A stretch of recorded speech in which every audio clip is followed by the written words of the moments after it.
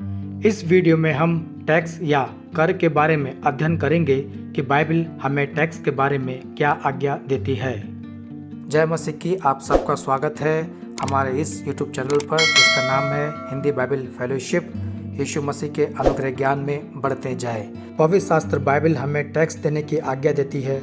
Romeo की किताब अध्याय 13 वचन 6। इसलिए कर भी दो, क्योंकि शासन करने वाले परमेश्वर के सेवक हैं और सदा इसी काम में लगे रहते हैं। प्रेरित पौलुस रोमियो की कलीसिया को कहते हैं कि अपना टैक्स दो, क्योंकि शासन करने वाले परमेश्वर के सेवक हैं और इसी काम में लगे रहते हैं।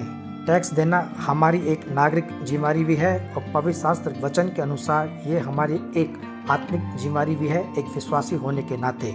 शासन करने वाले परमेश्वर के सेवक हैं जो जनता की सेवा में लगे रहते हैं, इसलिए अपना टैक्स भरें ईमानदारी और परमेश्वर के भय में। जब हम अपना टैक्स भरते हैं, यह सरकार या शासन की इनकम होती है और सरकार इस इनकम से विकास कार्यों पर खर्च करती है, जैसे डिफेंस के क्षेत्र में सब्सिडी देने में, पेंशन देने में, सरकारी हॉस्पिटल, स्कूल्स, वेतन और राष्ट्र निर्माण के अनेक कार्यों में सरकार उन पैसों को लगाती है।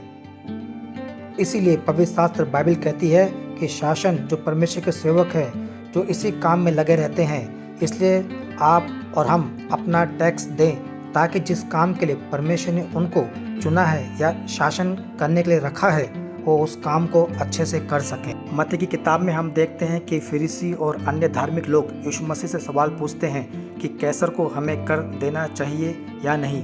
यह सवाल यीशु मसीह को फंसाने के लिए पूछा गया था। यदि यीशु मसीह कहते कि कैसर को कर दो तो यहूदी कहते ये रोमन साम्राज्य कैसर का वफादार है, इससे यहूदी यीशु मसीह से नफरत करने लगते। और यदि यीशु मसीह कहते कि कैसर को कर ना दो तो कैसर के सैनिक खड़े हैं यीशु मसीह को गिरफ्तार करने के लिए, आरोप यहूदियों को सम्राट के प्रति, कैसर के प्रति भड़काने का। यीशु ने उनसे कहा कि मुझे कर का सिक्का दो और पूछा इस कर में किसका नाम और किसकी छाप है, और सब बोले कि कैसर का नाम और कैसर का छाप है। तो यीशु मसीह इस प्रकार कहते हैं जो कैसर का है वो कैसर को दो, जो परमेश्वर का है वो परमेश्वर को दो।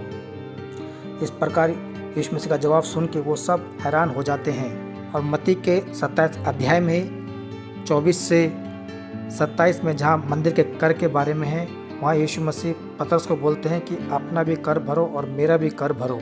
चाहे कैसर को कर देना हो, चाहे मंदिर का कर देना हो, यीशु मसीह ने भी हमें ये शिक्षा दी है कि हमें कर देना है, हमें टैक्स देना है। तो एक मसीह होने के नाते आपको अपना कर टैक्स भरना है।